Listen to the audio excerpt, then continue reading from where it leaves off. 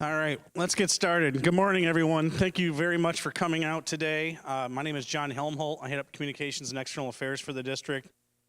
Just again, want to thank you all for your continued patience, your understanding, your support. We're now more than 3 weeks into this, and we just appreciate how much this Montessori community has really wrapped themselves around the students, the staff members, supportive of the district. Hopefully you can see that our team acted as swiftly as we could. That Friday when we heard about this, we moved very quickly. We had the last parent meeting the day after, and have been moving real quickly. And so just a hats off and a thanks to you all. We couldn't have flipped this school in essentially 72 hours without your patience, your understanding, the support. Our facilities team, the public safety, our supply, purchasing, everyone is hands on deck for this, and we're going to continue to do so. We know that there are still requests that need to be fulfilled for supplies and materials. We know we still have some ongoing traffic challenges, but know that we're going to continue to monitor that, and we're going to continue to be responsive, and we're going to continue to communicate with you all. Want to emphasize that today is our first parent meeting since the day we learned, right? Since that Saturday a few weeks ago. I want to kind of set some expectations because we still don't have all the answers. There are ongoing investigations, both the internal investigation the district's doing, the investigation that our friends at MIOSHA are doing, that the DEQ are doing. And so we are hopeful that we'll be getting more information, we're getting more results from those investigations.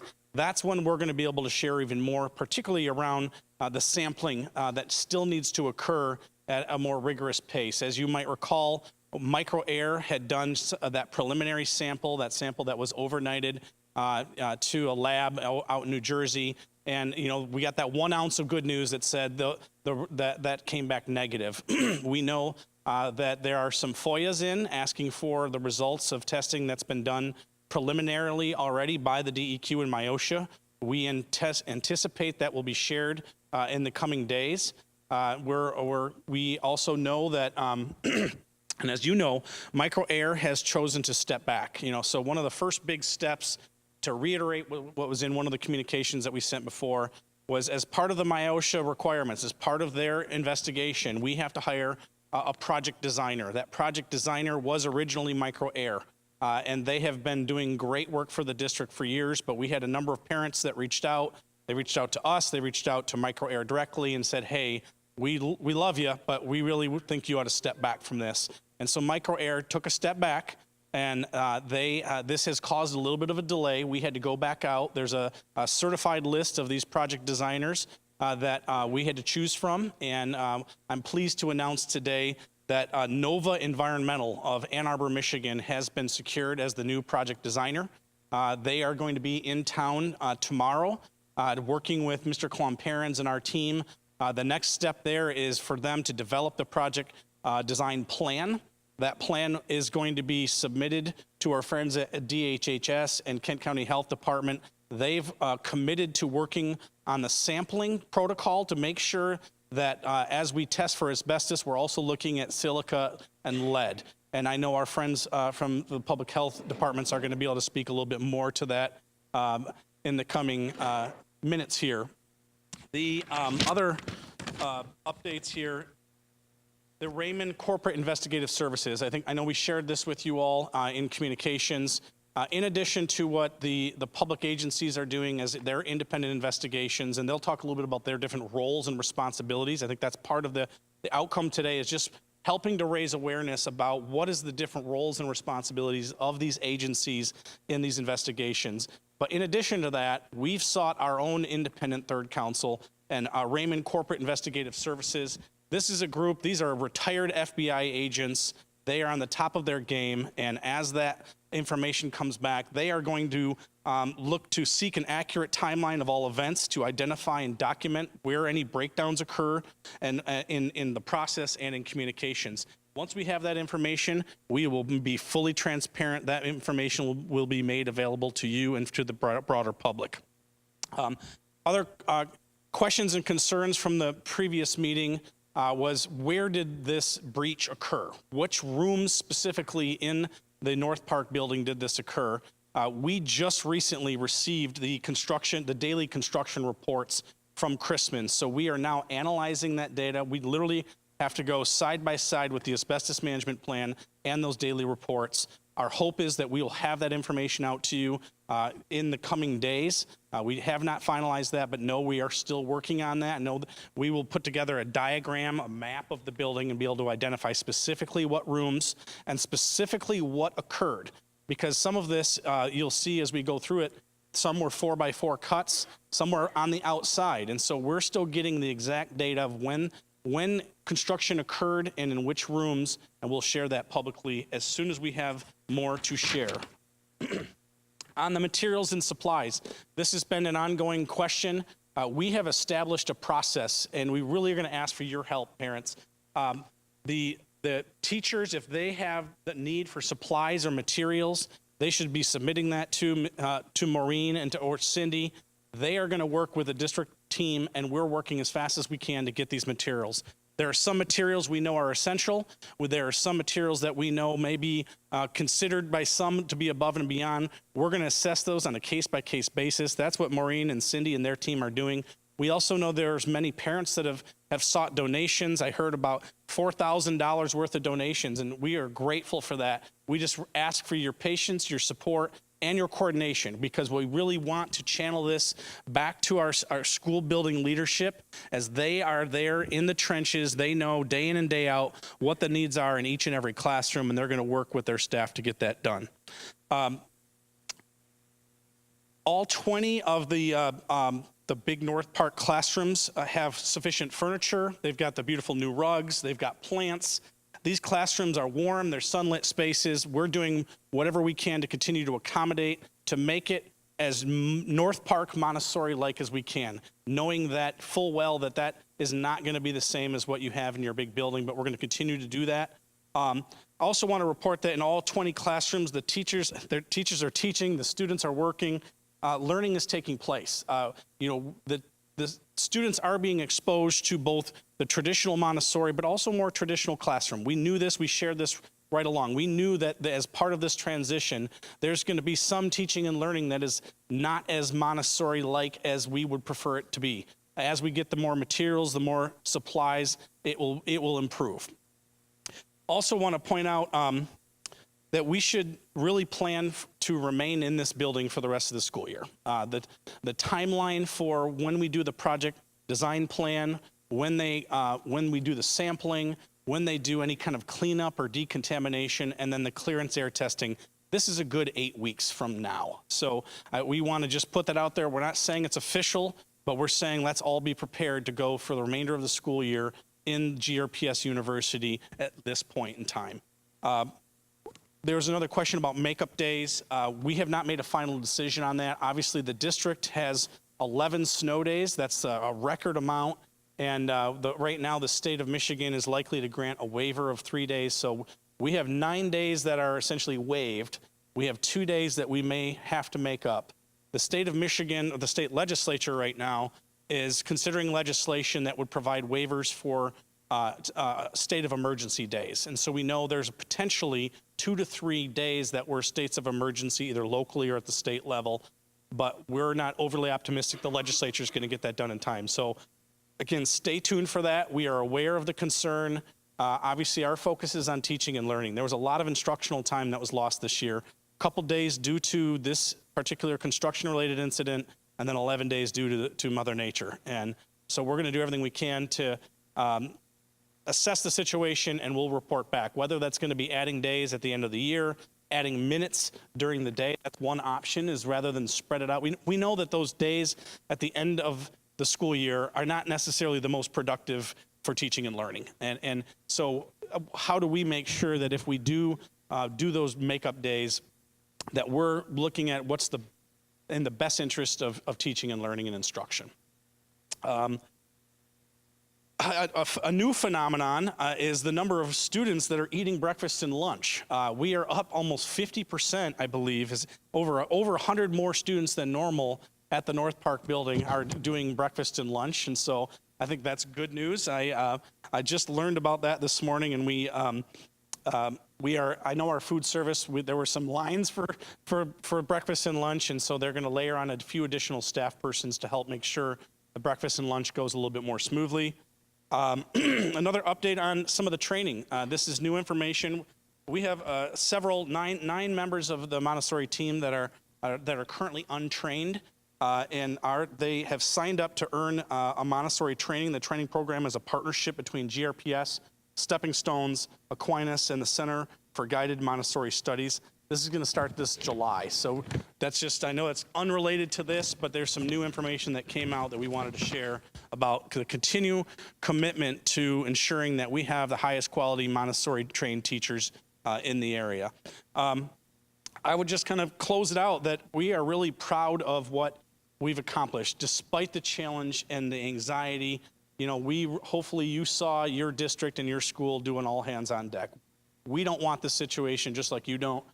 We are doing everything we can to investigate, to get to the bottom of what caused this, what happened, when did we know about, what did we do about it, and what went wrong. And that's what these investigations, that's both independent as well as the agency, are going to be reviewing.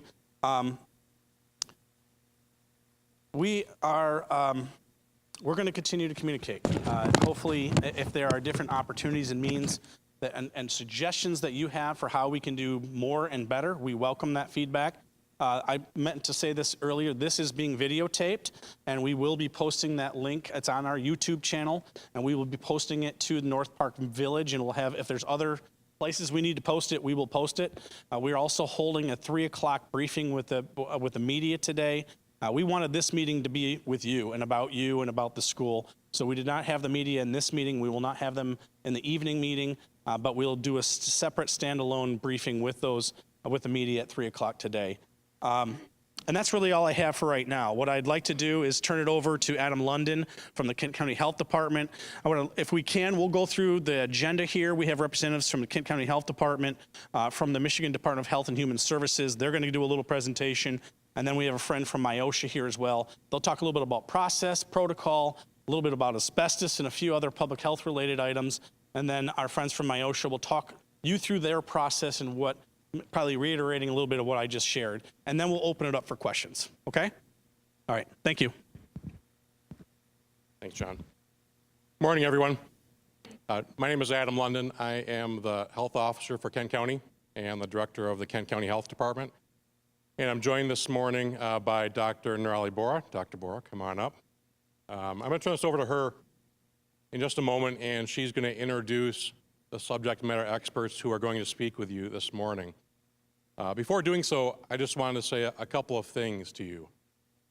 First of all, I've been in public health at the local level for over 20 years.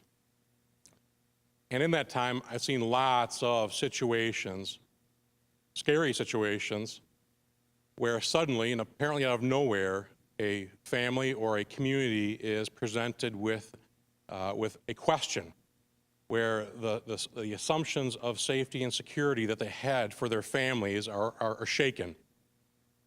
And I have seen how organizations respond to those situations in a variety of different ways. Some very positive, and some not so positive. And I can tell you, thus far in our experience over the past several weeks with GRPS, they have been very transparent with us. They have been a good partner thus far, and I expect that relationship is going to continue. However, let me also tell you that Kent County, the Health Department, and the other state agencies who are here this morning, they work for you. We work for you, okay? We don't work for GRPS, we work for you. And we are going to continue to pursue our mission of protecting and monitoring and communicating with all of you as we have information that is timely and accurate to share with you. Okay? I want you to know that. I want you to feel confident in that. It's our role, and we've seen, you're going to hear from some agencies this morning, there's kind of two different tracks that these agencies are going down. There's the regulatory track. You're going to hear about MIOSHA and DEQ, who are looking at this from a regulatory perspective, and they have a process. Then there's the public health track, where the Health Department and the Department of Health and Human Services is going to be carefully looking at the exposure data that becomes available to us. We're going to be making assessments based on those data. We're going to be bringing in subject matter experts to share with you and to present to you either in partnership with GRPS or independently, but we're going to bring you the knowledge that we have. We're going to continue to communicate with local providers, and we're going to do whatever screenings or assessments are appropriate based on the information that we have. As you may know, and hopefully everyone knows, we have been offering precautionary lead screening for your children at the health department location at 700 Fuller. And Kathy Zacharias from our department, I think, is going to talk about that in just a little bit. And we will continue to do what we can as information becomes available to us to make sure that you have access to whatever resources that are appropriate based on where this investigation goes. So having said that, I'm going to turn it over to Dr. Bora, and she's going to talk a little about who we have this morning to present to you. Thanks, Adam, and thank you all for being here this morning. So we really understand that uncertainty is difficult, especially when there's anything that could affect the well-being of your child. So while we wait for more sampling results, we've been working with our partners, and we're very grateful to have them here with us today. So we've been working with people from the Michigan Department of Health and Human Services, as well as a pediatric environmental health specialty unit that's based in Chicago for our region. We've also been working with the ATSDR, the Agency for Toxic Substances and Disease Registry, and the EPA. So with us here speaking today, we have Dr. Joost van Turve, who's a toxicologist with the Michigan Department of Health and Human Services. He's going to give you an overview of asbestos and health. And then after that, we'll have Kathy Zacharias, who's a registered nurse with the Kent County Health Department. She's going to give some general overview about lead exposure in children and some of the testing that we've been doing as well. We also have some other guests with us from Michigan Department of Health and Human Services here for support and for questions later. We have Dr. Jennifer Gray, who's a toxicologist, and Dr. Priyashi Manani, who is an environmental health epidemiologist. So we, again, as Adam had said, we really want to be transparent and just let you know what we are learning as we learn it. And we hope that today will give you a chance to get some questions answered as well. Thank you. Thank you.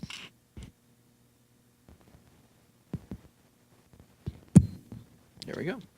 Good morning. My name is Joost van Turve. I'm the toxicologist with MDHHS, and I'll try to give you a brief overview today of what we know from the public health perspective, a general overview of asbestos, the things that are out there, and then sort of our future plans for what kind of sampling we're going to do. And then at the end, I'll have some guidance for you about items to take home, but what we can do about the items that were taken home before the school was closed. Oh, was it not good? Higher, closer. Thank you. I'm too tall, sorry. I'm too short. Yeah. All right, is that better? Fantastic. So here's my outline for today. So what I wanted to do is to start with what we know currently from a public health perspective. So we have this potential disturbance of asbestos-containing material that was in the school. At this point, we don't know the extent of the exposure. We don't know exactly how much was released in the air, those type of things. So it's very unknown still. We can only therefore talk in very general terms of what we know about asbestos and the health concerns that people know are associated with asbestos. So anything I'll talk about today has nothing to do with the situation specifically here. It's a general overview of what people know. At this point, we also have no data yet about the concerns of lead or silica. You're going to hear some terms thrown around today about the testing that we're doing. So there's this thing called bulk sampling. That's the testing of the material itself, the walls, the piping, all these things. So it's very different from what we would need for an exposure assessment, where we have to look at what is in the dust, what is in the air that your children or the teachers might have come into contact with. So that's the big distinction from where the regulatory agencies do their testing. They're more concerned about the materials themselves, whereas we need the data, what is in the air and what is in the dust. So that's a very different distinction. So sampling has been done on the bulk, on the material itself. There's been very little to no testing on the dust or the air. So again, the public health response that we're talking about here is very different from the regulatory response. We're really focused on your children and the teachers in the school, and focus on evaluating the health concerns and the questions that you have. And that's our sole focus here. So we have the Kent County Health Department as well as the Michigan Department of Health and Human Services working on this response. And as mentioned as well, we have federal agencies to offer technical and health assistance to us, such as the Environmental Protection Agency, the EPA, and the Agency for Toxic Substances and Disease Registry. So to give you a little bit more of an idea of what these agencies do and how they're helping us, there's this EPA Technical Review Work Group specifically on asbestos. So this is a group comprising of all the different regions of the EPA. So the expertise of the United States is represented in this work group. And they have technical experts, toxicologists, laboratory analysts, legal counsels, risk assessors, chemists, you name it. And they really combine all their knowledge together and can share that with us. So we've consulted with them about the North Park situation specifically, and they've given us some guidance on things that we can expect and things that we can do. So the Region 5 members that we're talking with directly, as well as with the group overall, are Elizabeth Nightingale and Dr. Mark Johnson, ATSCR. And also specifically for pediatric children's health questions, there's the PSHU, the Pediatric Environmental Health Specialty Unit, and this is funded by the ATSCR and the EPA to really provide guidance on children's health in environmental health concern. So these are the subject matter experts that we consult to give to you.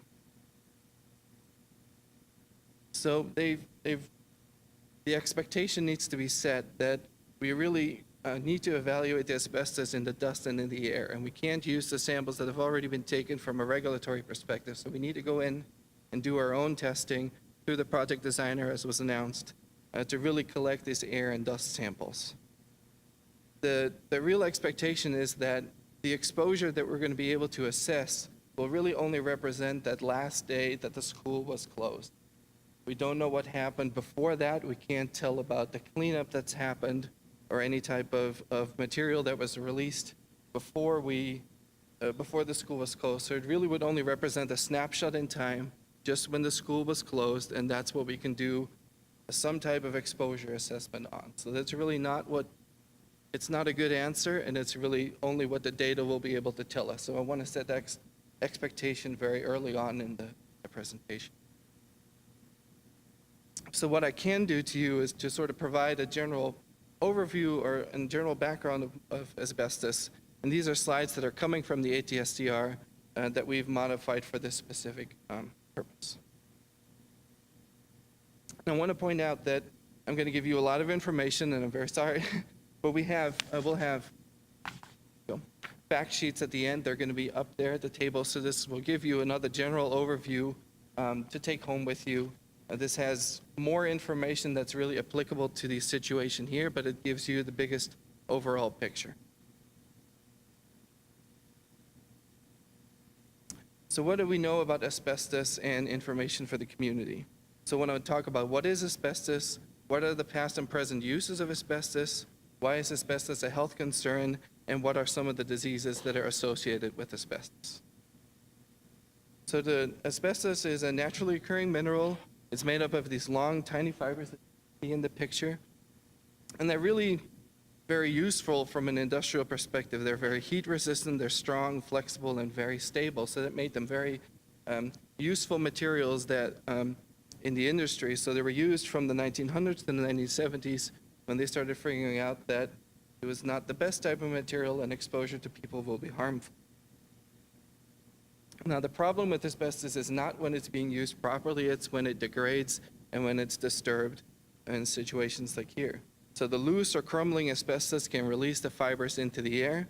They can be breathed in or ingested, and this will then make them become lodged in the lungs, causing toxicity.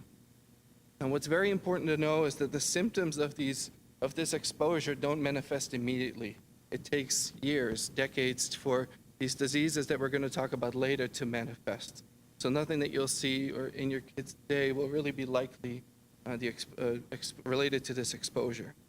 And especially important to know is that not everybody exposed will develop all these health problems that I'm talking about today. It depends on a lot of different personal health, genetics, type of factors. So again, the exposure of asbestos used in many industries and buildings, so you can find it in many places in the United States. It was used in piping, insulation covering, also known as vermiculite. You might have heard that term. in some of your insulation material, boilers, furnaces, the plaster, and brake pads, actually.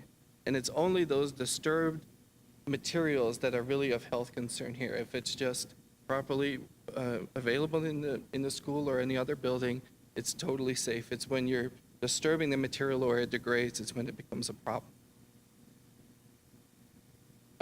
Other sources of asbestos, is interesting to know, is that it's a naturally occurring mineral, so it can be present in the rocks, and that's where it was a big problem during mining as construction, because it could release these asbestos fibers due to it being naturally present in our environment. And then think about the asbestos that could be in your home. So in addition to, if you're going to do any home repairs, it's always important to know, was there asbestos in your house, especially if you're living in an older home. Make sure that if you're doing any type of home repairs, to make sure that you're not disturbing any asbestos-containing material. So talking a little bit about the risk that we're talking about here, it really depends on 3 factors. So we have the number of fibers that are ultimately breathed in by a person, how long you were exposed, and the number of times you were exposed. Really, these 3 factors tell you what type of diseases could potentially happen to you in the end. The unfortunate thing about asbestos is that once the exposure has occurred, the risk does not go away. This is in contrast to some other chemicals where you can have an exposure, and once that exposure stops, the risk goes away for any further diseases. Asbestos exposure, once it has occurred, the risk that you've incurred will stay with you for the rest of your life. And that's very unfortunate. Again, the symptoms usually don't manifest immediately. It begins 15 to 40 years after the exposure. And again, not everybody will become sick from having this asbestos exposure. So some of the diseases that people know that have happened, that are associated with asbestos, one of them is called parenchymal asbestosis. This is really a chronic lung disease, scarring of the lung tissue itself. These are an asbestos-related pleural abnormalities, so they occur when the fibers reach the lining of the lungs, which are called the pleura. These are what we call the non-cancerous diseases, and really they've only been seen in people that work in the mines or people that work directly with asbestos. There's no information yet if this is related to a children's type of. The cancers that could come from an asbestos exposure, lung cancer, which is very typical to what you would see if you were a chronic smoker, or other factors that cause lung cancer. And then the one you've always heard in the media is mesothelioma, which is a specific type of cancer of the lining of the lungs or the lining of the abdomen. So these are the 2 cancers that we could worry about many, many years down the line if significant exposure occurred from asbestos. So really, in summary, the asbestos is a mineral that was widely used in the industry. Only when it is disturbed is there a risk for health. So when you disturb it and you have to breathe it in, they could cause all the diseases that I've shown you before. Again, 15 to 40 years after the exposure occurs. And it is not certain that any of these conditions will develop, even if you are exposed. So sort of talking through what we know so far and how you have to go from the asbestos exposure all the way to the left here to your ultimate medical condition all the way in the right. There are many things that we don't know. What we do know is that there's potential for asbestos-containing material in the building itself, so that has been met. But we don't know where the disturbance was, what type of disturbance it was, how it was cleaned, so that ultimately determines how much of the asbestos actually reached the air.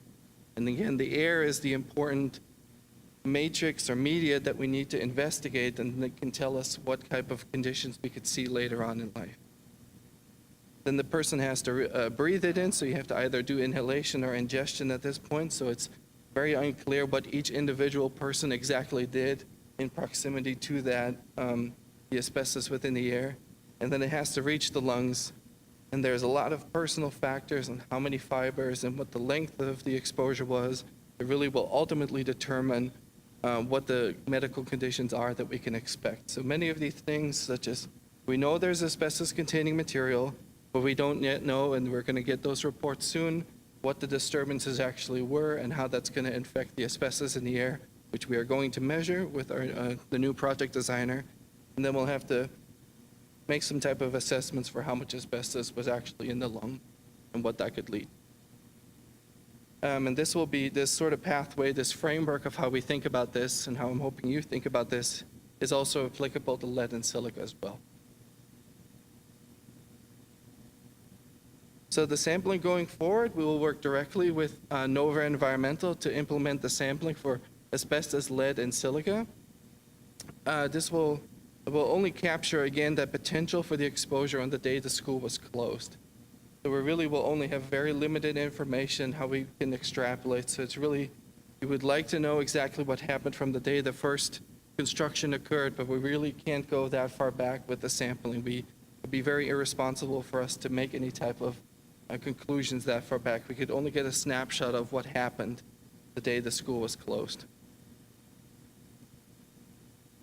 So to give you an idea of the guidance that we've received about items taken home, there was a question at the last parent meeting, and there's literature out there that says that minors and people that work with asbestos on a regular basis, it could get trapped on their clothes or their belongings taken home, and there could be significant exposure to the families and to the people themselves away from the workplace. We don't expect this to be a big exposure in this case, but again, in the absence of the exposure data, we can't tell for sure. The guidance that we've received that the best action that you can do is to wash the clothes, wash the backpack, wash anything you can. If that's not possible, I leave it up to you, but the best way to do it is to discard the item. If you're not going to be sure if it's been asbestos containing, there is unfortunately no test that we can do to tell you exactly if there is asbestos in the items that were taken home. So the best thing to do is to take it away. So if you have any additional questions, again, we will have the fact sheet that will be available right upstairs as you leave. And we will here, our toxicologists are here to answer any of your questions. And if there's anything we can't answer, then we go to our federal technical partners, and they will hopefully be able to answer all the questions that you have. I just want to end with some contact information. If you want to write it down, if you want to contact them directly yourself, you're more than happy to, or you can call us after the meeting. But thank you very much. Yes, so the number for the ATSDR will be on the fact sheet because that's for them. The PACE-U and our number are not. Thank you. I'd like to invite Kathy Zacharias, who's a public health nurse with Kent County Health Department, to come up. We'll get this, you look like you're more my height. Hi there. My name's Kathy, and I actually work in the Childhood Lead Poisoning Prevention Program at the Health Department. So I've been asked to give you a brief overview about lead. We don't know, again, if there was exposure or not, but we wanted you to have the information so that you could decide how you wanted to proceed with your family. Common sources of exposure to lead are lead-based paint in buildings built before 1978, especially paint chips or paint dust from the paint. Contaminated soil or water can contain lead. And also people can bring it home from hobbies, job sites. There can be cultural exposures like traditional medications or pottery that's used, toys brought in from other countries, those types of things. There's different routes of exposure for lead to get into the body. We usually see ingestion here because lead-based paint is the most common source in our area. So that would be lead dust gets on the hands and then it gets transferred into the mouth by either like young children with their hand-to-mouth behaviors or sucking their thumbs, or having it on your hands and then eating without washing your hands previously. Inhalation can also be a way to have lead get into the body. We usually see this at job sites or back when there was leaded gasoline and there were lead fumes in the air. But that is another way. Also, if there is a pregnant woman who had lead poisoning even previously, it can be passed through the placenta to an unborn child. So I don't know if there's any, teachers here or whatever, but just to be aware of that. As far as at the school, we don't have reason to believe that there's been exposure to the kids, but we don't know for sure until all the testing is done. So we wanted to give you the information. So far, none of the kids who have been tested have come up with levels that are above the CDC level of, concern. So no elevated levels that we know of yet. I also wanted to let you know, though, there will be obviously communication with you as we do get the testing of the school itself. So I wanted to take this opportunity also to let you know just risks in your own home. So if anyone is doing any renovations or anything at their homes, knowing that these need to be done in a lead-safe way if the home's built before 1978. So there are resources available for that as well. There's a program in the city called Get the Lead Out where you can have assistance with paying for getting the lead out of your home, lead remediation. Also, you can look on the EPA website, and there's information there on lead-safe work practices. So just kind of a side note, since we are talking about this, that's another source that a lot of people don't think about is when they're doing some updates in their own homes. As far as the risk to health and potential signs and symptoms, young children are the most at risk, especially those like under age 3 because of the hand-to-mouth behaviors. Also, their brains are still developing very quickly at that age, and the blood-to-brain barrier is still open. Some of the things we can see are behavior and learning problems, hearing and speech problems, slowed growth and development. There can be effects to other organs like the heart, the kidneys. But often there are no symptoms of lead poisoning unless the levels are very high. So you can have generalized symptoms sometimes like nausea, fatigue, hyperactivity, or sleep problems, but they're really generalized. It can look like any other just, getting an illness type of thing. So really the only way to know for sure is testing. So we are recommending testing be done at the doctor, pediatrician, if you have accessibility to that, because that doctor knows your child's growth and development, where they are. They also know their health history. But we are, like was talked about previously, we're offering free testing at the Fuller Clinic of the Health Department. It's walk-in, and it's during normal business hours, and there will be a sheet on the table with all the other information that gives directions to the clinic as well as what our business hours are. And there are some evening hours available as well on some of the Thursdays during the month. The first test would be a capillary screening. So that would be a finger poke. If that level were to come up as high, then it would be followed up with venous testing. So that would be a blood draw from the arm. Don't panic if there is a positive capillary, because there can be false positives with that. So really the venous testing has to be done in order to confirm that there was exposure to lead. If the child does come up as having an elevated blood lead level, they'll be contacted by the case manager at our clinic, and she can offer a home visit, case management, education about lead, helping identify where the lead might have come from, whether it's potentially at the school or potentially in the home, or if there's some cultural risks, or maybe someone in the family has a job that could have brought lead into the home. Those are other sources. So kind of identifying the source. Also, she can help with testing recommendations and follow-up, as well as referrals for things like developmental screening, things like that. So most kids who do have exposure to lead or elevated levels don't need any medical interventions. That's only necessary for levels that are very high, so above 45. But removal from the source is the key, so no more exposure. Also, there's continued monitoring of the blood lead levels until the levels are down, below the worry limit. So. We also do at the health department offer primary prevention visits for families. So that's a one-time home visit from a nurse. So it'd be myself or our case manager, Amy, can come out to your home and talk to you if you have any concerns about lead, either in your home, or if you have concern that your child's been exposed to lead. We can come out and give you some education that way, and resources and things. So we are leaving on the table information about the Kent County Health Department lead program. So there's a phone number on there, and it tells all the different resources that we offer. So, feel free to contact us if you have any questions about that. Just touching on the adult potential exposure. If there is an adult who comes back with an elevated level, that's also reported to the state of Michigan lab. And it's tracked through a database that's maintained by MSU. Also, OSHA will be notified if it's high because of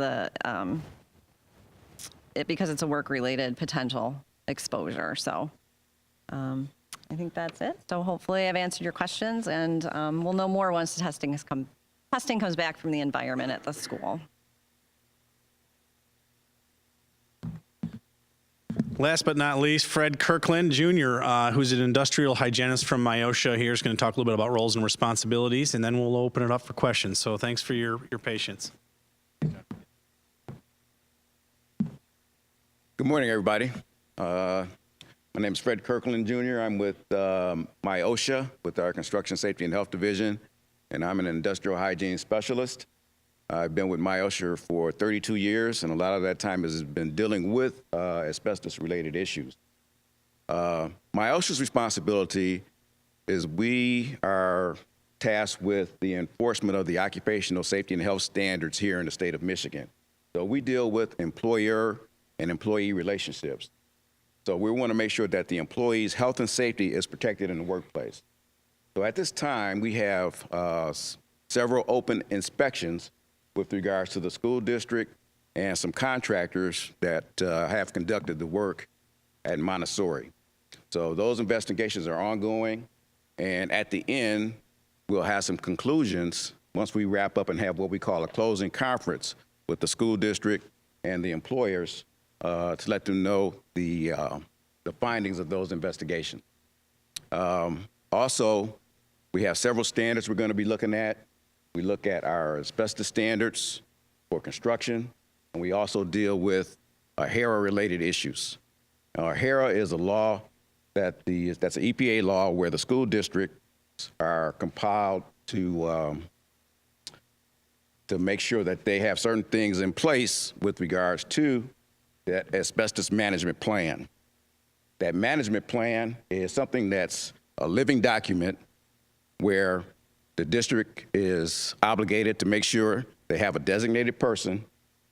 They also notify district personnel, and it has response actions. Now, the response actions can be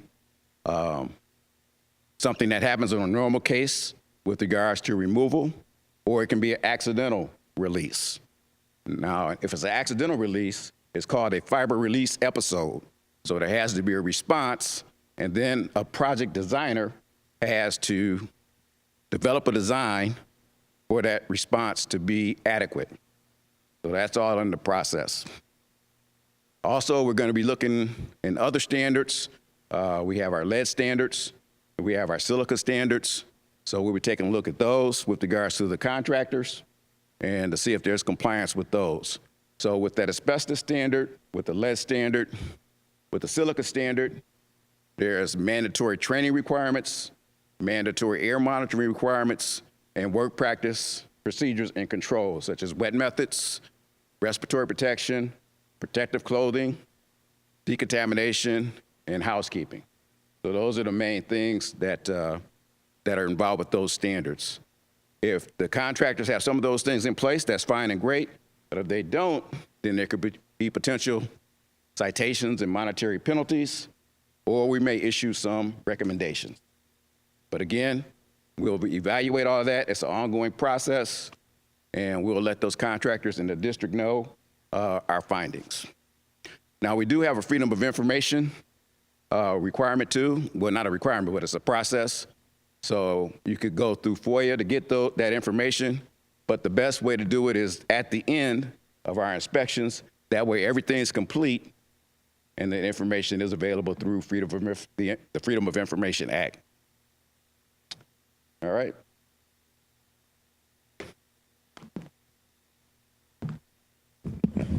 All right, thank you so much. We're going to open it up for questions. Jane, I may ask for you to help here. If you want to come down here, or we can just pass the mic around, if that makes the most sense. That way you guys don't have to get up. Here, we'll bring it up there. Happy to do that. Oh, sorry. We got a small enough group where I think we can pass it around a little bit. Can I ask real quick? Okay. So I just, oh, God dang. Sorry. I wanted to make sure that I knew if we were going to be back in the beginning of the year so that I can kind of prepare my child for what might happen. Because she's already really upset about being in this other building. I did not expect that, by the way. So I'm curious if we're going to be back. Again, it's a little premature to give a formal, official answer. At this point, we anticipate that everything will be back to normal for the next school year in the original building. Thank you. Hi, John. Hey, how you doing? First of all, I'd like to make a comment. I am really proud of what you've done. You're good at your job. Thank you. I've only dealt with you in this response. I'm not really happy with what got us to this point, but I'm really proud to be a parent of this group. At the last meeting that we had, there were some things that were said that were let you know why diversity is important. A lot of different people had different things to say, and I appreciate that. Now, I got to tell you, we went into that last meeting open to take education, right? Ken, I've got real issue with the way that meeting went.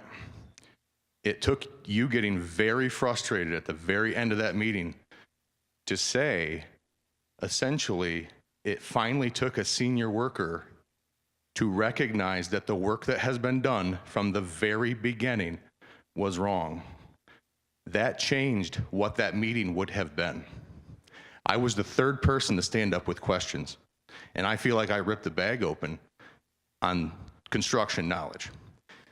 That withholding that was complicated. So with that, I have a question. Does GRPS have legal representation here today?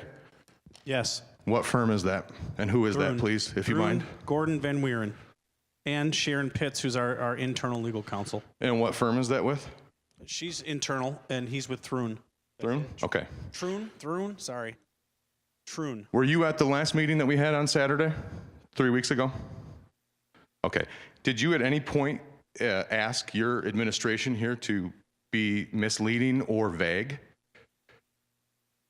Yeah. I know, but it's on recording. So let me. I know how this is going to If go. you don't mind, because I think in Ken's defense, and I certainly understand your frustration. We understand. I think we got thrown into that situation. We were going with the best information that we had at the time. Obviously, there were some discrepancies, and we acknowledge that. And we want to acknowledge that at that time we were moving as fast as we could. And I think Ken and his team were trying to gather that information. We had hired a contractor. We expected they were going to be following the process, following the protocols. That's why we've hired that independent investigation. Who demands that? Who makes sure that those protocols are followed? Because I understand what our bids say. We have one taxpayer-funded contractor, correct? Mm-hmm. Only one, and that's Chrisman. And did Chrisman make those cuts? They did not. Is that contractor? Sure. Who decides who we use? So, because my child and the children in here and my children's teachers have been exposed, and we had no choice, right? Because I can talk all day about how irresponsible I think Chrisman is. They didn't make the cuts. Now, in those bids, it says that each employee needs to be fully trained, as the gentleman from OSHA said. That's obvious. So back to that meeting, because I'm going to tell you, had this happened in December, I would have accepted this slip up. If one of these people in charge said, I did an inspection because it's my job to maintain these contracts, I'm sorry, but we missed it. We missed it for a month. That didn't happen. Thank God for the guy that knew what he was doing, right? Okay, if we can move on. And I just want that's really, we want to have those same answers. That's why we have an independent investigation being done. That's what Raymond's going to help find out what went wrong, where were the process, where were the communication breakdowns, and we're going to be fully transparent on that. So we'll make sure to share. I understand that. Appreciate you sharing those concerns. There has been Transparency, I guess, maybe is in the eye of the beholder, okay? Again, I appreciate what you're doing. I realize you have a job and you're good at it. You're careful not to go too far. I get that. I appreciate that. So I understand there's a daily construction log that came from Chrisman. Is that true? That's correct. That happens every day? That's correct. Who is supposed to oversee that? What are the activities that happened on that log? Another question, how many GRPS buildings do we have have this level of construction in them right now? Do you have an idea? So let me go back to your daily construction logs. So those, we will be publishing those on the website. We've compiled all of those, so that's something that we're going to put out there for public review. Of course, we're analyzing that information or using that information to put together to show which rooms there was construction happening, when did it occur, what exactly occurred. So we'll make sure to have that available so everyone can see it. And ask your second question, the last one that you just, sorry. Well, Sorry. I guess what I realize, Sorry. so like, obviously 3 weeks ago, we had a real effort to make sure that our kids could maintain their education, right? Every one of us in this room is giving more than an hour extra to every day, probably more than that when you can add drop off, pick up, everything, okay? I'm self-employed. Thank God I can just work into the night, right? Thank God I'm not taking vacation days, because that's what it used to be years ago. I would have taken, this is affecting all of our lives. I just want to make sure, I realize this is complicated. That 3 weeks ago, I've never been in a building with so many people that not one person wanted to be there. I get that. Not you, not me, not the guy that opened the doors that day. But here we are, okay? I'd rather be working, making money right now. Is OSHA made aware of our construction schedule? When we have these construction bids, we obviously knew that one full year, over a year ago right now, we had that company do the asbestos walkthrough, right, to determine what was done. So obviously we know that we have to get our ducks in a row. Are you made aware of what we're doing when? With my OSHA, what we do on the asbestos side of things, if it's going to be an asbestos abatement project, and if it exceeds or equals 10 linear feet and or 15 square feet of material, then that contractor is obligated to notify us of that particular project 10 days prior to the work beginning. Were you made aware of this project? That I don't know. I would have to look up the information. And again, this is, I got a lot of calls in that meeting that we had, okay? The year this building was built was in 1924, correct? I'm going to just guess that they used materials that were available in 1924, right? Oh, well, okay. Up until 1978, the way that we started this meeting last Saturday was there's a tiny little layer of paper that covers the tile that contains asbestos, and that's what that was. That's how that meeting started. Do you remember that? And it was made to minimize this, okay?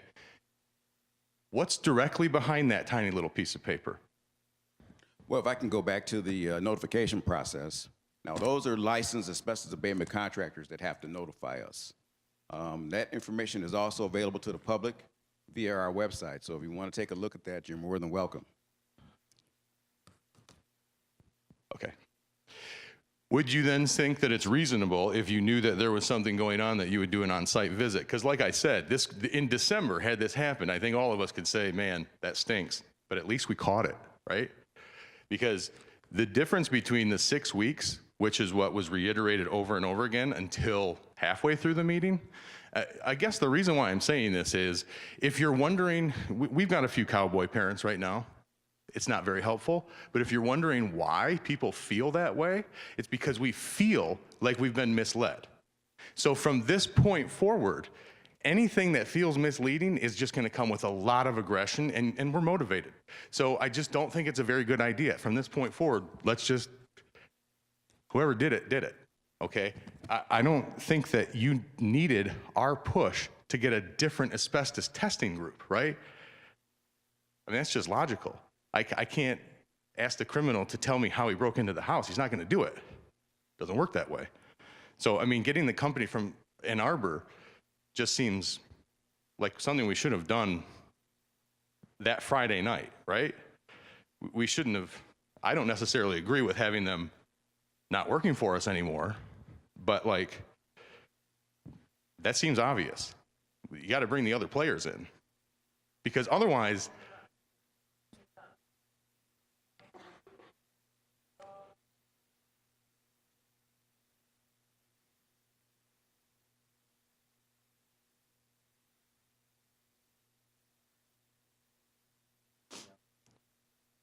including the windows being left open. So again, if I could make two more things. I have heard, I had 3 people contact me after that Saturday meeting that we had in the medical world. They wanted to say, I'm a nurse, I've done this forever. All we heard was, we have no data. Well, here we go. Here we have 350 individuals who have been exposed for 3 full months. We have data. Are we going to, in an organized fashion, maintain that data? Because 15 to 20 years is a long time from now, right? So, and in this world, that is how damages are determined, right? So that's complicated. So have we made any contact with the university or someone in Michigan that might be willing to watch these kids for the next 20 years? That's just a comment that was made to me. And again, that's the beauty of our diversity. I never would have thought of that. And then one last thing, or I can wait. Anybody else want to go? Do one more. So, sorry, I got a lot here. Sir, from OSHA, were you at that meeting on Saturday? That 3 weeks ago? He was not. Okay, someone else was there. Yep. His And he left colleague quick. who had done the hit, who was there on site, and I'm forgetting his name, Keith Langworthy. He was there, he spoke, and he's also the one who had done their preliminary testing as well. Keith spoke on that Saturday meeting? No one from OSHA Oh, he spoke did on not. that I'm Saturday. sorry. He was there, he just didn't speak. Right, and left immediately after. Okay, because I'm sorry to be frustrated. This really affects all of our lives. Okay, and so I think our teachers, again, Ms. Capello, thank you very much. You guys are working your butts off. Every day they are trying to tweak and change, and I really appreciate it. Thank you. Thank you. Thank you for sharing all of that.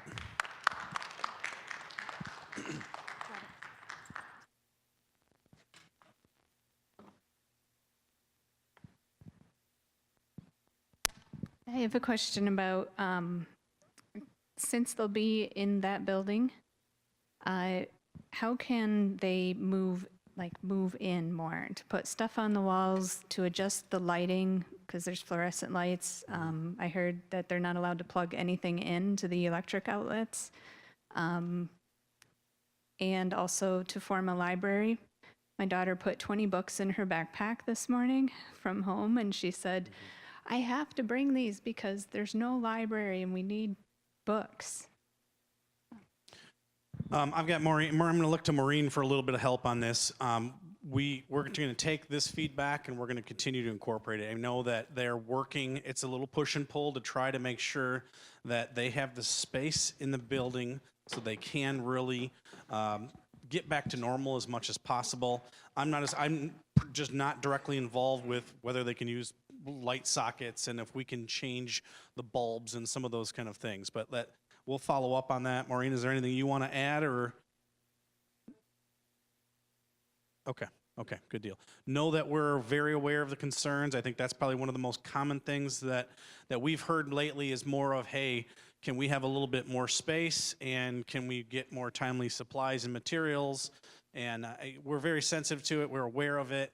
Our team will be communicating back with Maureen and her staff, and we're going to keep pushing on that, okay? Hi. I'm Marie Claire. Hi, John Helmholt. My name is Marie Claire. I'm a parent at North Park. I've got a live stream here with about a dozen families that have some questions because they're not able to come to either meetings today, and they want their questions answered. Great. Thank you for doing that again. Yeah, you're welcome. I know it's a thorn in your side. That's okay. I'm all right. Thank you very much. Okay, so we have some questions about the library, of course, and I understand there's been some donations to the library. There's some totes that have been 1 through 3rd level books, but they're not able to be sorted right now. I understand we have eight E1 classrooms. Is that right? 7.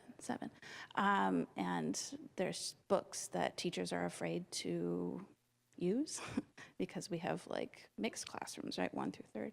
So I understand some classrooms have just all first grade books, some classrooms have all the second grade, some classrooms have all the third. Okay. So right now there's some questions about when we'll be getting that. And I understand you just asked the same question, but that's something that someone specifically wanted to know is when can we, as parents, we don't have a lot of money, but we have time on our hands, come in and support with that. So let us follow up on that. I know 3 weeks ago, we had kind of said, hey, let's give space. I know Maureen and their team said, parents, give us a little bit, let us get settled, find out what they need or what they don't have. Know that I know you had shared with me some of the donation information. I had reached out to Maureen and Matthew, and so we will be regrouping to find out what's what, how do we distribute it, what is essential, what else is needed, and how do we help support that. We know that there's an active parent community, a lot of volunteers, a lot of people that want to contribute, and I think we're starting to get into the space now. We've been in there for a few weeks. We kind of know the rhythm now, the routine is there, as well as what is still needed, so we will follow up on that. Great, and same as mine. Hold on for just a second. Okay. We'll wait for Maureen. So the district did put forth a huge amount of books and effort to the classrooms, and those are being shared. That is a correct statement that the 1st, 2nd, and 3rd grade books are sort of on a rotation in lower L. To supplement that, we've had 2 relatively large donations, one that came in yesterday and another that's coming in next week. And I do have a meeting with Rachel, our librarian, to sort of get her on a cart and to start providing those library services. So, you know, and the teachers and I are working together on the resources that we have, and they're not what we had at Big North Park. I mean, we cannot replicate the library at Big North Park, and I don't think we should, because I'm hopeful that this is a temporary stay. So I think that teachers are doing the best they can under the circumstances, and that we're doing okay, right? Like, we have books in every classroom. We have a sharing schedule that's in place, and we're working on getting Rachel a cart, and we're working on asking for sort of unified that rolling donation, like a big box of books once a week, which we're sorting out and putting out into classrooms and sharing. It's a practical life skill to do that, and I feel okay about the amount of books we have in the building and how they're being used at each level. Thank you very much, Maureen, and we really appreciate your being diligent. Next question from a parent, the art room. I'm sorry? We have an art room, right? Yes, okay. They're asking about supplies for that art room and what is available. Do you want to chime in on that, or will that be, okay, all right. Same answer. You don't have to answer it if that's the case. There is an art room. Ms. Picard does have supplies, and we are working on a rolling basis to get her more as she needs them. Thank you, Maureen. We love you, Maureen. Thank you. Next question. Getting back to the Montessori style, if we are here for the rest of the year, and who knows what's next, when are we getting back to Montessori? Not just like traditional, but when are we able to get access to things that are, we all chose Montessori for a reason. Mm-hmm. And I'm going to defer to Maureen again. My understanding is that there is Montessori practices and methods that are being used. It is not full blown like it would be at the Big North Park building. But know that the teachers and the support staff, they're doing everything they can to make it as Montessori, more than Montessori light. We want to make it, as authentic Montessori method as it can be. And I think that they're continuing to work toward that. That's part of the follow-up conversation about what more do they need to support the teaching and learning in the Montessori method. Thank you. Montessori is expensive, and we acknowledge that and just appreciate that. Next thing, someone asked about Girl Scouts. I'm not personally involved with that, but they want to know about Girl Scouts. Space to use for Girl Scouts, as I had recall, it was at Wellerwood. Is that correct? Yep. So the troops, if they had a building use form, are free to find. I can find a spot for them. The only Girl Scout communication I've had is that request to sell cookies during the parent conferences, which I did ask for them to find an alternative location around that. But the actual meeting is we can have in the building. I just need to connect with the Girl Scout leader and schedule, make sure we schedule that time and have those spots. So the Boy Scout, the two Boy Scout leaders reached out. They're meeting on Wednesdays. They have 3 different rooms assigned to them. They had their first meeting, I think, last week, and we'll have another one on Wednesday. But yeah, Girl Scouts are welcome to meet in the building. If the building use form was done at the beginning of the year, and we have those dates and times, and I can find them a room. They just need to give me a call. There's another one. You might as well hold on to that. I'm sorry, Maureen. Student council talent and a talent show. I have not received an email. I will talk to staff about that and sort of what's been, again, as a first-year principal, just learning the traditions and routines. I do know that the science fair is still on. The North Park Science Fair will happen for E2 and middle school. And I will talk to my staff about a talent show that was or was not, did or did not happen last year, and whether we need to do another. And those building request forms and the space that we will be using will get identified in partnership with the other programs in the building and my boss, Matthew Beresford. But, I think that it's a sort of same with the materials. This question about how much resource Montessori materials are expensive, how much resource do we put behind buying a whole bunch of materials for a 2-month window, hopefully, right through the end of May? And my answer is going to be, we're in the classrooms, we're observing, Montessori is happening, and teachers are working with what they have, and kids are learning. The same with the sort of traditions and experiences. So there's some yeses, there's some hard, yes, we're going to have a science fair. Is Kelly Kiernan going to be able to do her midnight sleepover for the health thing, for the heart research? Probably not. We're probably going to modify that event. Might postpone it till August, till we're back in our building. Those decisions of this, like, how are we living lightly in this space and still maintaining a strong learning environment for our kids, is the balance that we're striking, and we're striking it in partnership with teachers and in partnership with the district. And I think we're doing a pretty exceptional job, considering the circumstances. I've been very proud of my staff and what our staff has been able to do. I've also very proud of the district for supporting us in this move the way that they have, and helping us get our feet on the ground and get us what we need to keep learning going. Thank you very much. I've got one more from the parent group, and then I've got one from myself. Next one is safety at drop-off and pickup. We have a neighborhood that we're sort of winding our way through, and our cars are doing pickup and drop-off. And we've noticed some safety issues with some cars in the neighborhood that some people describe as like a road rage situation, because we have a long line of parents that are doing drop-off and pickup. Do we have any updates on safety?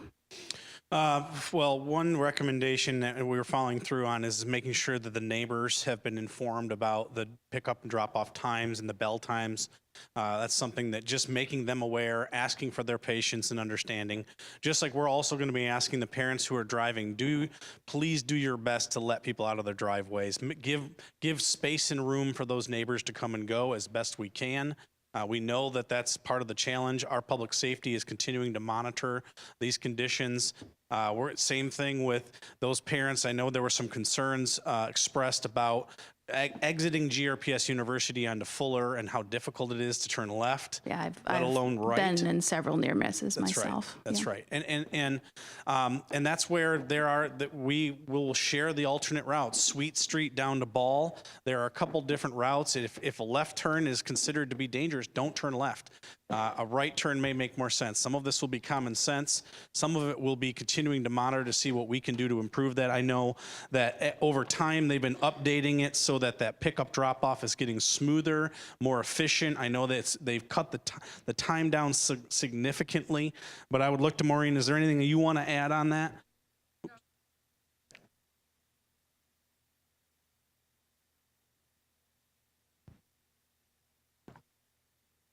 people do understand the car line. We have cards out, the orange cards with the names and the logo on them. And, our car line consistently at the end of the day has come in under 425 in the afternoon. We start at 410. Silas has been timing it. Yeah.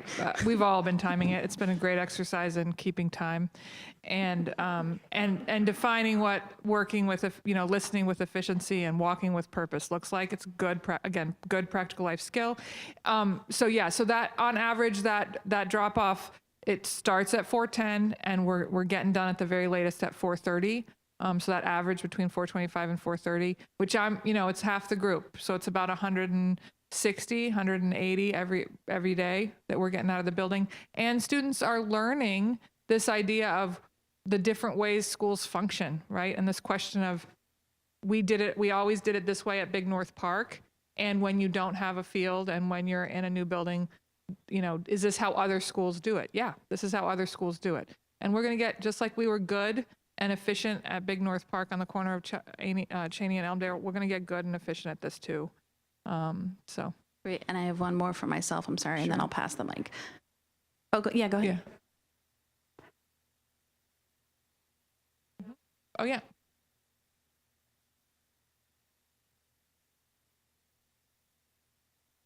Mm-hmm. Mm-hmm. Well, and we do have, yeah. There are about 360 or 375 in the building. 200 of them either use a bus through Dean Transportation or are getting on the shuttle. The shuttle's been very useful for a lot of families and has helped. And then again, that 150 kids on the car line. And then there's, on any given day, 10 to 20 that just walk right in and pick up their kids from the cafeteria at the end of the day too. So I think it splits very nicely into thirds. And I've been happy with how we've been able to do that. And then I can't speak to sort of the behavior at the end of the line in the residential area. And I would add what John mentioned, to just be peaceful and considerate and respectful, both of the folks in your line and the neighborhood folks that need to get through and out of their driveways and out to their, to their homes. So. Thank you, Maureen. Yeah. Okay, this one is not for you unless you're from the EPA. In the month that this is announced, well, just under a month, I've been to the facilities building twice. Once, the first time, I was denied the ability to see the asbestos plan.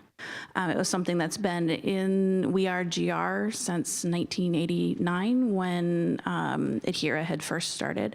I don't know what the acronym is. It's something having to do with the asbestos plan. Maybe the gentleman from the EPA can tell me what that means. But so the first time I was denied the ability to see it and said that I would have to file a FOIA request. And we've since worked that out. I've actually been down to the building again, and I've inadvertently become not an expert, but someone that's very familiar about what should be in that binder.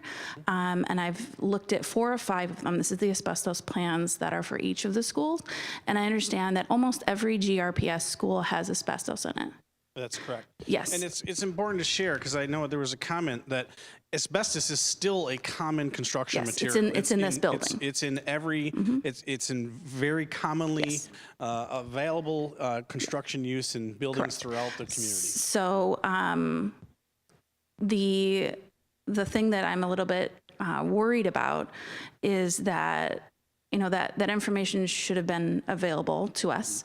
And it took a lot of emails and research and demanding to see things, and then figuring out that GRPS doesn't really have, the facilities building didn't really have an understanding of what FOIA requests were or how to file one. And so I've spent a very long and a lot of my time trying to figure out why we're not getting access to the information. And then once we are, after I'm like being a thorn in your side and many people's sides, why is it that now that we've got access to these binders and things, why is there so much missing? There's a lot of stuff that's missing. I have filed over 12 FOIA requests now for information that should have been there in the first place. Like, none of the training information is available at all. And training is required by Ken, and there's no way for me currently to get that information other than to file a FOIA request. Sure. I don't know how much it's going to cost me, because it's a common practice to have to file FOIA requests and have them cost money. I don't know how much it's going to cost me, when I'm going to get it, if all the information that I've requested is going to be there about testing, or not testing, but training. I don't see any of this asbestos information events in any of those binders. I only see partial information about what's happening in North Park. There's so much missing. There's an entire tab there that's completely empty about training. And I looked in all the other ones, and those are empty too. Okay. Those are required, as I understand it from AHIRA, to be in that. So there's so much that's just like, really, it's really frustrating. And I don't even know half of it about what should be in there, so I don't even know what to request. I don't know if anyone has done this before, or can give me any insight of when we're going to get this information. And if we get it, it's going to be the right information that we are allowed to see. I'm no expert. Sure, and I appreciate that. And you and I have had regular communication. Yes, we have. So we acknowledge that there's been a little communication breakdown. We work to build up systems so that in the event that there is a request to review this, it's made available in a timely manner. You can call and skip. Yeah. Let me finish. Yeah, go ahead. And we also acknowledge that we took and scanned all those documents and are putting them out there. We are going back through and reviewing our compliance with AHIRA to find out where we are or where we are not. Correct. And through that is informing our systems. Even the asbestos posting that you and I have talked about, that yeah, even it's that incorrect. language It's been incorrect was 10 since years old, 1989. and it's been the same thing we've been using. Yeah. That's getting updated. That information will be published in the Student Policy Handbook. It'll be in We Are GR. It's going to get much more widely communicated. We acknowledge that. We're going to continue to work with you. You and I, we talk, we're in regular communication, and I appreciate that.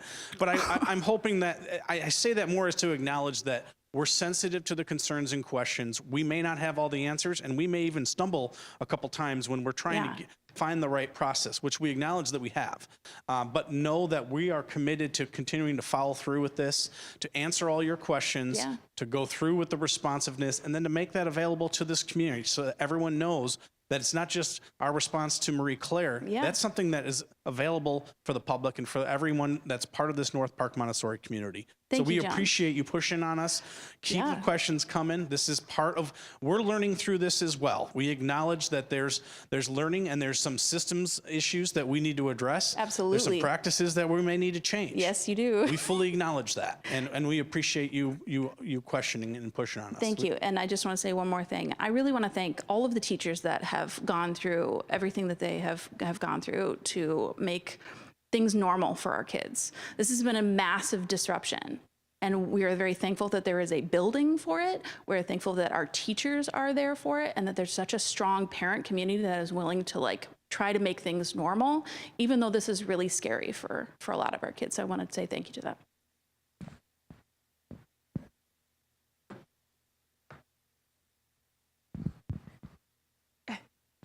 Keep it. I can get him.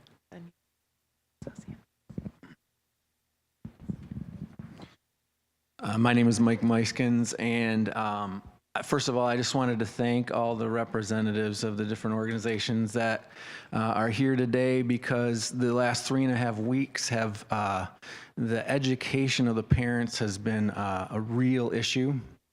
And so being given all this information is really an incredible thing, so thank you.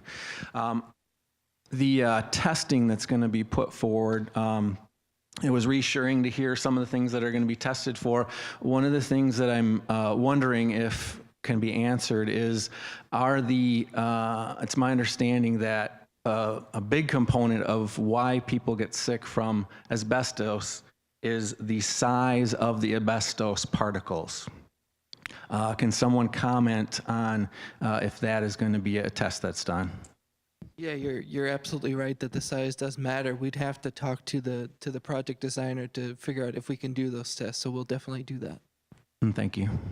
Let me just do a follow-up comment on that. So just to reiterate, that's part of the commitment we have from our friends at Kent County Health Department and DHHS.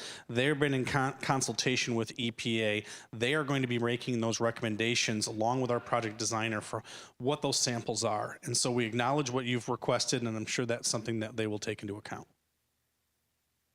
Okay. This is about, you made the comment that there will be training for new Montessori teachers in July. What resources are there in place for the remainder of the year? It feels very frustrating as a parent to know that my child is being educated without materials and without a certified teacher. Can you talk to a little bit of that? I hear your concern, and again, I think that we're in an alternate location for 3 months, and we're doing the best that we can. And so, you know, that donation of materials that we got from GR Montessori and Ridgemore, the reach that we made with Stepping Stones and the materials that they were able to bring over, the combination of those materials and the sort of more traditional teaching tools that GRPS provided for us, I do believe is sufficient to get us through to the end of the year.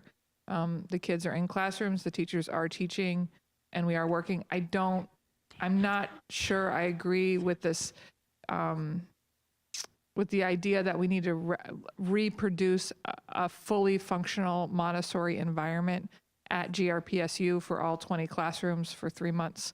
I would rather that we focused our attention and our resources looking a little bit longer out in terms of that higher fidelity Montessori programming that I know GRPS is committed to at all 3 Montessori schools moving forward, which is why we have 7 of those 9 uncertified Montessori guides going to training, and that work happening. It does mean that we're, as teachers and staff and students and families, we are making a bit of a sacrifice right now this spring in terms of the integrity of the model, but teachers are in their classrooms and they're working hard at what they're doing.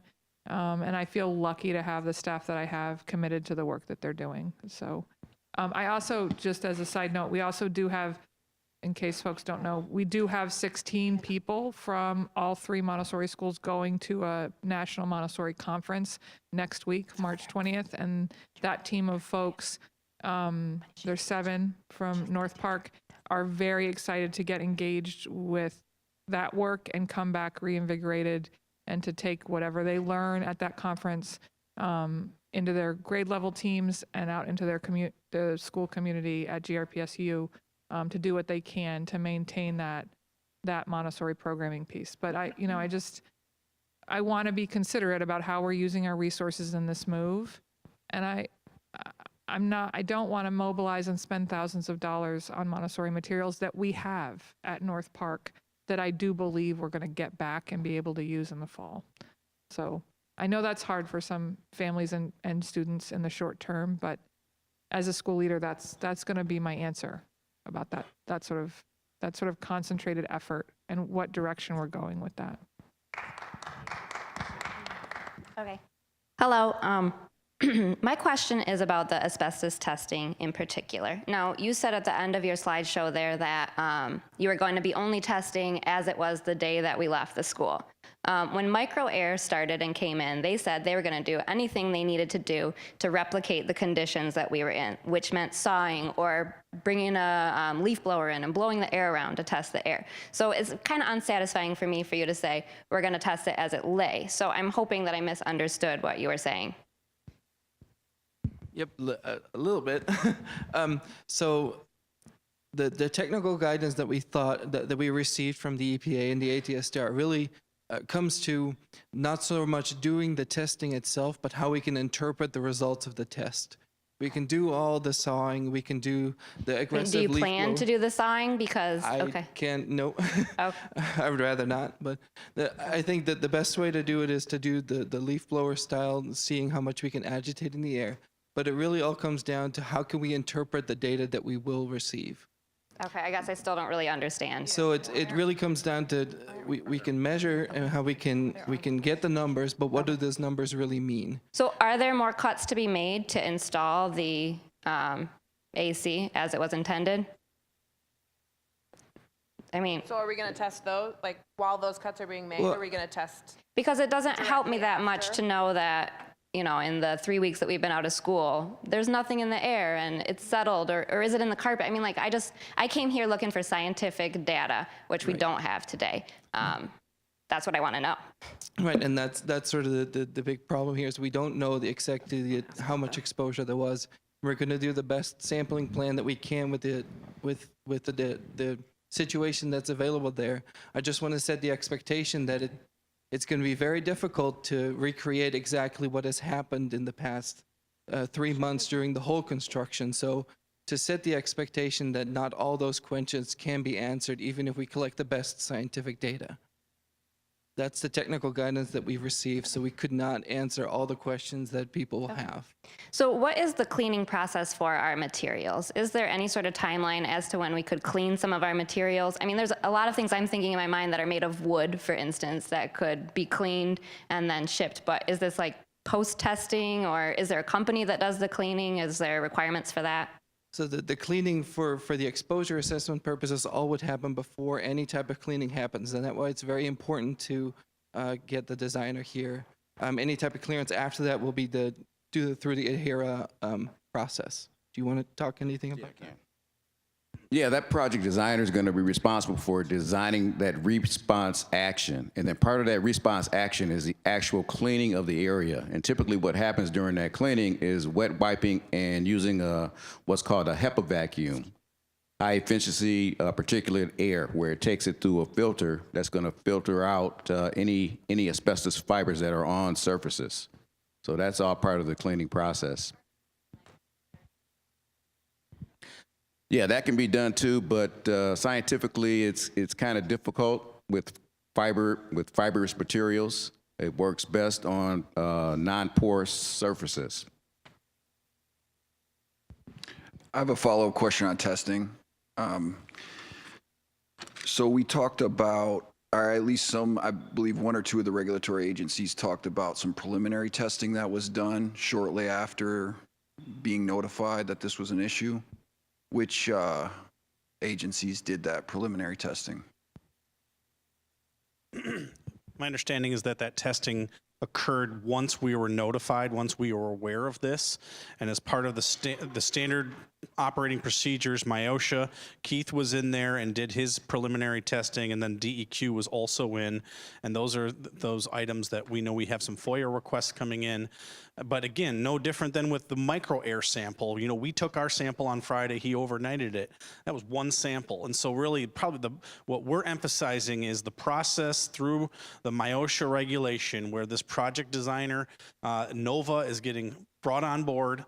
They're going to develop this project design plan that includes the rigorous and aggressive testing that will be done. That'll be done in consultation with our county and state agencies and the EPA, their task force. And so from there, we'll know what level of testing, the extent of the testing, what rooms they're going to be in.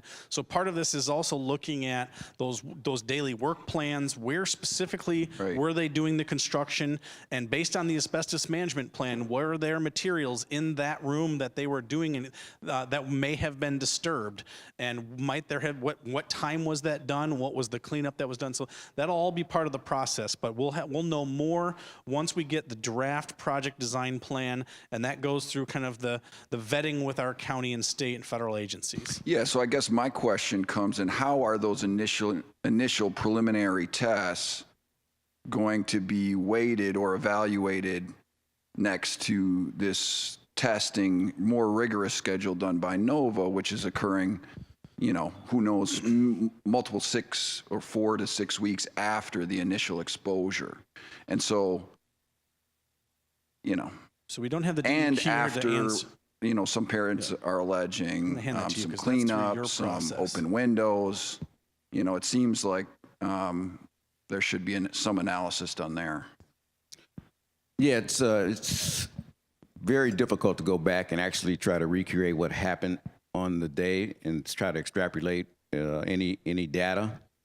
So the data is going to be with the cleanup process, and then testing after that cleanup process is complete. And they do what they call aggressive sampling. So once that cleanup process is complete, they'll use a leaf blower to kind of stir the area up, and while they're taking air samples to verify that the areas are cleared. But it's accurate to say that there's already been preliminary testing of those air samples shortly after exposure, correct? From the MIOSHA standpoint, we've taken some samples, but we don't. We'll hold those until after we conclude with all the contractors and have a closing conference. Yeah, I mean, I wouldn't expect those samples to be released at present, but there will be, findings in those inspections or investigations that MIOSHA is currently conducting once it's been concluded, correct? Yeah, there will be findings. Okay, and they'll detail what those preliminary samples were and the amounts of exposure that was found in those initial examples. Yeah, so I want to clarify that the samples, I was trying to put it in the slide, but the samples that they're talking about for the regulatory are the bulk samples. So there's samples of the materials itself. Right, So prior to construction, correct? Yes, so it would Okay, be no, but I'm a talking sample. about, I'm asking if there was sampling done directly after exposure. No. So we don't have sampling yet of the air or the dust, those So type of things. That's what we're going to work with micro. none of the Nova. regulatory agencies responded with preliminary testing directly after being notified of exposure. Is that correct? To my understanding, it's all. Yeah, I mean, Sorry, so so- MIOSHA's already indicated they have open investigations. So my understanding is part of that process, there is some testing and sampling done. So what we were informed, that we held our meeting with Kent County Health Department and the 3 state agencies that Thursday after we were notified. Okay. We had our preliminary conversation that was largely learning about roles and responsibilities. In that meeting, the gentleman from the DEQ and the gentleman from the MIOSHA indicated that they had taken a preliminary sample. And those results, one of which we've already received via FOIA, the others we're still waiting for. We will be sharing that information shortly. But remember, no different than the micro air, where micro air, when they learned about it in that Friday, they went in, they took an air sample test. They overnighted it. It was one, maybe it was more than one sample, but we got that result back. Where what really is going to drive this, though, is going to be this extensive air sampling and this project design plan that's going to be a much more thorough, in-depth analysis, complete with extensive sampling beyond just asbestos. And so I think, well, we may see some encouraging results, and I am dying to share some of that, what I know, but we're not there yet. Yeah, no, that's I can understandable. say that we know micro airs came back, and they're one sample in what was considered to be the hottest area, meaning that was an area they knew there was lead in that area that was cut into through the plaster that came back negative. So but that's one sample, and that's not sufficient. Yeah, I guess the comment and question is more about pointing out that there is existing data through regulatory agencies that have taken preliminary samples. And we're waiting for that. We're excited to see where that was done and the amount of exposure that occurred from those. And I would just acknowledge what Fred had said, is it's one of those where they may have gone in and done kind of that initial testing. Once we have all that information, hopefully within the next week or so, we'll be sharing what that data was. But I want to continue to emphasize, take that with a grain of salt, because even for us, even though we may be encouraged by those results, we got to go through the process. And this is where, through the project design plan, through the sampling protocol that our friends from the public health agencies are going to help provide, we're going to have a much better idea and a more comprehensive sampling in the different rooms, because most of those were just done in maybe 1 or 2 areas. Some were bulk sampling, which doesn't elevate to the same level as an air sampling would. So. Yeah. So, That's but what I want to differentiate between the bulk sampling that was done prior to construction and the sampling that was done in response to the regulatory agencies that got notified. There's a big difference there, and I think the talking point is confusing. The bulk sampling actually was after construction. So the bulk sampling is basically a way to describe material sampling. So how much asbestos is in the material, whether that was before or after construction. Gotcha. So from the health agencies, we're looking at doing our best to replicate what would be in the air and to be able to use that data for an exposure assessment.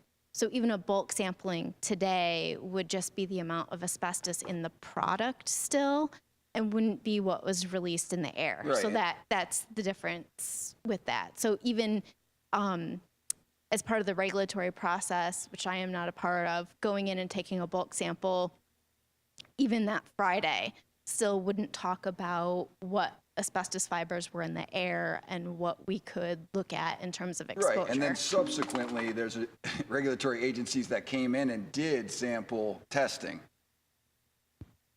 That's been stated, and we appreciate that clarity. All right.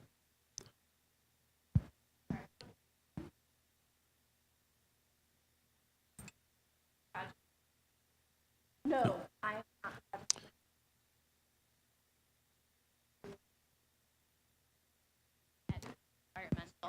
Oh, no worries. So Jennifer Gray, Michigan Department of Health and Human Services. I'm a toxicologist. Will be working with the project designer at Nova Environmental.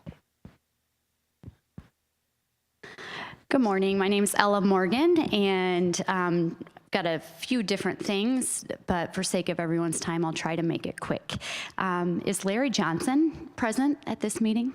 He's not. He's not. Okay. Can we be sure a few things are relayed back? Everything we're gathering Wonderful. here, we will make sure Just that because this one's our for team him. knows. Yep. I would like to know what security cameras are available for footage for us to see in the big North Park building. For example, I feel like that footage would be very important to know in the investigation process. There's been a confusion of the timeline, when cuts were made, who was in the building, second shift, third shift, blah, blah, blah. I do know that GRPS buildings all have security cameras, so I think that that footage could be very valuable for us in this investigation process, as well as this upstairs window that has had evidence that remained open even after the building was quarantined for up to a week after. And so finding out who was really in the building, how things may or may not have been tampered with, that footage may help with some clarifying questions that we have. Also, there's been a lot of concerns and anxiety with parents, staff, and students at GRPSU with whose building that is and how that building is being made either a welcoming space or a you're on my turf type of space. So I would love to hear from Larry on how he's helping make it a welcoming space for elementary children versus it being a space where people feel like they're walking on eggshells or having anxiety when they see him walking down the hall. Other thing I would like to talk about is wondering the GREA's involvement in this process. Is there anyone from the GREA present at this meeting? Mary Bounds, the president of GREA. Wonderful. Right there. Thank you for being here. I appreciate that. I want to be sure our teachers are looked after. They have gone above and beyond in this situation. I'm wondering how you can help us be sure they're taken care of. Their time has been used outside of their contract hours. I've been told by their GREA teacher rep that they have been taking comp logs, but I also know from my past experience from being a teacher in the district for 13 years that comp time is used and allocated in very different ways. So just wondering the process of how that's being used. For example, the open house that we had at GRPSU, is their time being compensated for in a way that isn't going to be erased come summer break or things like that? Yes. Yep.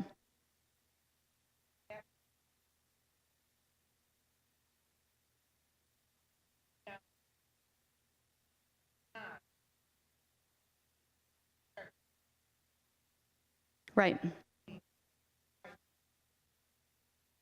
Okay, wonderful. Thank you for being diligent with that, because we want to be sure we keep these teachers, and we know that retention of teaching staff, especially high-quality teaching staff, is a difficult issue that GRPS has.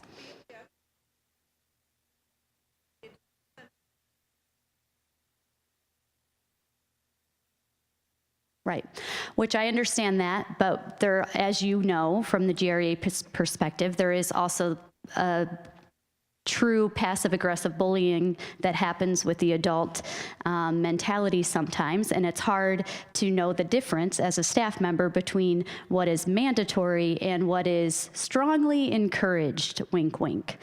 So just wondered about that. And then lastly, oh, sorry, I know probably other people die. Okay, sorry. Yeah, no, that's okay. And then the other thing is, as you could feel with the agencies here, with the district legal representation here, as parents, there's this level of trust that's been broken.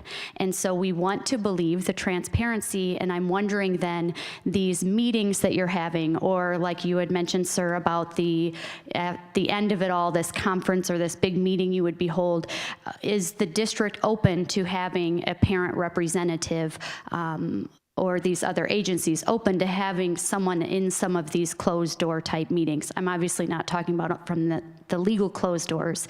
It's just if you're finding out information, it's sometimes to help rebuild the trust is helping in that transparency. We're fully committed to that. We understand the trust factor. I think you've seen we've had a series of communications. We've shared outcomes of those meetings. We'll take that communication back to our team and talk about what more we can do. But literally, as we've had those things, and you saw we did it daily for the first week, we're kind of going to weekly. We'll continue to put that information out there. Our actions will speak louder than words. Let's do one more, if you don't mind, and then we're pushing 2 hours right now. So. Okay, I got a couple quick ones. One, I recognize that things are fluid and moving, and I do have a lot of faith in North Park's administration and teachers to work through that. But just to kind of state it on the record, and maybe it's just my kid, but I feel like I've heard elsewhere that there's been a lot of reaction toward the level of control in the new facility. And the freedom to move and breathe and express themselves is something that they could definitely have better at the other building. And I recognize that being at a new facility, that's harder to do. But to the level that we can continue moving that direction, I think it would be helpful for the students to feel that freedom. Two questions that I have regarding the construction. First of all, what I hope is the shorter answer is, after all the testing is done and before we put the children back into the North Park environment, is the construction going to be finished? That's a great question, and I'm kind of looking to Ken. I think our intent is to do as much, if not all of the work through the summer to get as much done as possible. Nod your head yes or shake your head no. Okay, so if we don't return till the fall, which is what we're not officially saying yet, but we're asking everyone to kind of brace themselves that the likelihood of us staying at GRPSU for the rest of the year is very high, and so that obviously part of that time frame and what may impact what may or may not still get done is going to depend on how quickly we can get that project design plan, how quickly we get the sampling protocol, they go through and do that testing, then the recommended cleaning, decontamination, and the clearance air testing. Right now, we're estimating that at about 8 weeks. And so from that point, the contractors can't get in to begin to finish the work. Obviously, this was an example where, at least on 2 occasions, where the contractor was doing work in an area that had been identified as either having or may have asbestos, and there were protocols that were followed. And so from here, obviously, we're hypersensitive to that. We're going to do everything we can to make sure that continues. And then obviously our hope would be to have that work done before school returns in the fall. Thank you. So That's correct. And so first of all, part of the cleaning will be dictated by the project design plan. And so that's where the cleaning that starts with first this incident, and then as we go through, as things are, once the contractors are allowed to go back into the building, they're going to follow their process and protocol. If they're doing work in an area that's been identified to either have or may have asbestos, they'll follow the abatement procedures. These are actually very common practice. This is not an uncommon practice. And so we have high expectations. This is what we expected from the beginning. This is what we expect of all of our contractors. And obviously there's a hypersensitivity now because of this situation.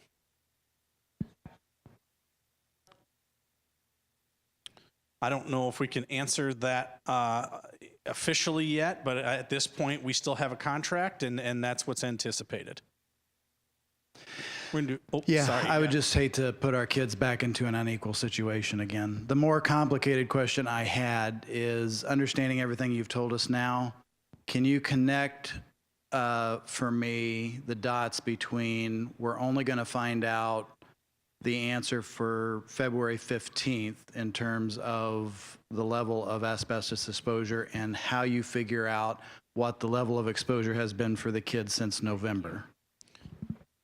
And I'm going to kind of try to summarize. I think that what I heard was that based on their communications with the EPA and their asbestos task force, that there really is not a definitive way to recreate what may have happened 2 months before where they cut into the wall.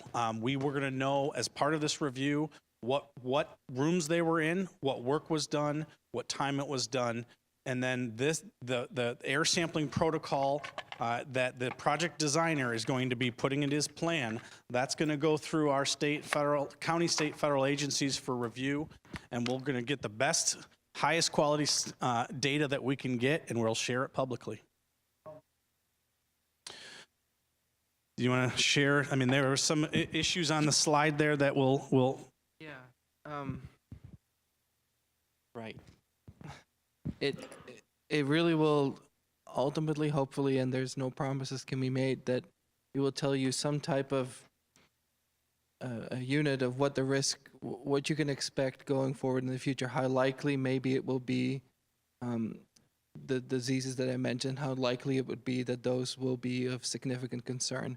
The other side of it could be that the exposure was very mild or very low, and that these are not concerns, or they could be very high, and that there's more concern for the people that were at the reading. We can't say for sure, your kid will have this, or the worker will have that, but we can give sort of an idea of what the level of risk would be going forward from that given exposure on that given day.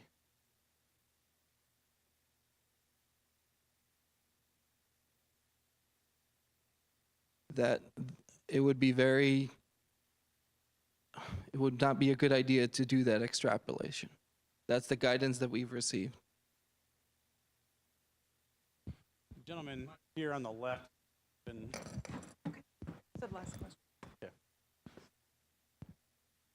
I didn't see your hand. I just want to say this is the worst Laugh Fest event I've been to this entire festival. So, question that I have is, has there been any disciplinary action against any of the employees of Chrisman or its contractors or GRPS for that matter in relation to the fiber release episode? No, because it's still under investigation. So, will there be?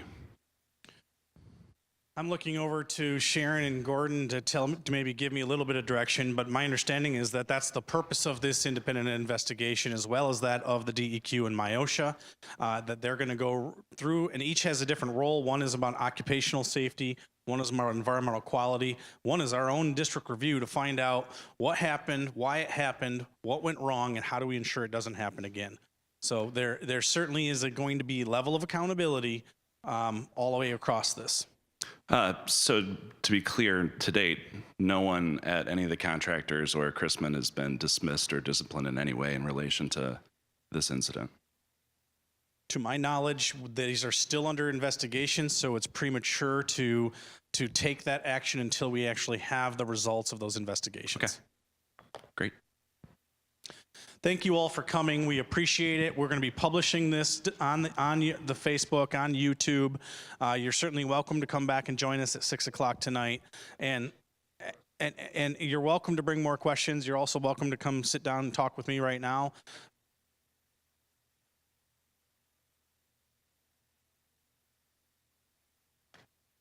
There's two different determinations we want to make sure we're going into a safe building when we're all done, and we're trying to determine our level of exposure. Yep. So may I make a suggestion? You've got cuts to make. Take a paper plate, set it in the room, just like the room was wide open with no plastic. Make your cuts. This time with a face mask. Take that plate, test what is on that plate. Tell us the components of that. What percentage is asbestos? Silica, lead. That's what we're talking about. I get, dude, thank you for coming. This isn't your mess. I get that. I appreciate your candor. I appreciate what you're doing. That's what we're saying. Does that answer it, guys? We want to know, what did it look like? So, every morning we came back in and the dust So was we still heard settled. that. That's why we actually took that from that meeting a few Saturdays ago, and we went to our friends at the public health and the experts and said, this is what the parents are asking for. They took that information to their, what's the name of that task force, the asbestos task force at the EPA. And that's where the recommendation came back, right? From currently, At the asbestos, though. we are I would like recommending a report asbestos, on the silica, and lead. entire Asbestos, silica, contents of and that dust. lead is what we, the district, have said we expect. They are running that through their sampling Until lead and protocols. silica was mentioned in the newspaper, it was not discussed, okay? Until it was discussed. So what I'm saying is that test possible? Can we take a test of the contents of the dust, all of it? And can we be told what our children ingested for that time? Because I get the asbestos is tough, right? I get that. And so the way that I explained this to some of the parents to try to calm some people down was, if you take a glass and it's full of sand, only a few of those specks are actually the asbestos, right? But my issue is, what of the rest of that glass do you want to ingest? That's my problem. So I know we're hung up on the asbestos, and I know that that's what the commercials on TV are for, but there's a lot more danger than just that. So can we... So I think we've said, I've certainly said it today. We put it in the communication that went out. We are committed to testing beyond asbestos and have asked for direction on the sampling protocols for asbestos, silica, and lead. I hear that we can't recreate. That's what I hear. I'm saying I believe we can. Okay. Well, duly noted. We have the experts here. We are going to ask them to don't see revisit how it that, can. and we'll see what we can and can't do. Again, I'm not an expert. We're going to share that information. We hear you. We understand. We're going to take it to the experts, and we'll come back with recommendations.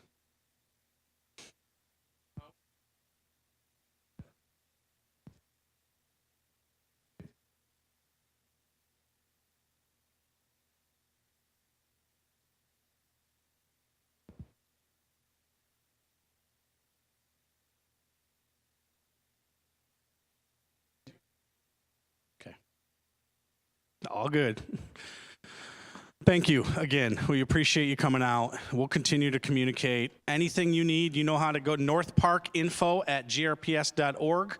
Communications 819-2149, or certainly you can communicate with the front office. You know what? I have not asked about pickles lately. Do we know about pickles? Hold on. All right. All right. We'll follow up and find out the state of pickles. Thank you.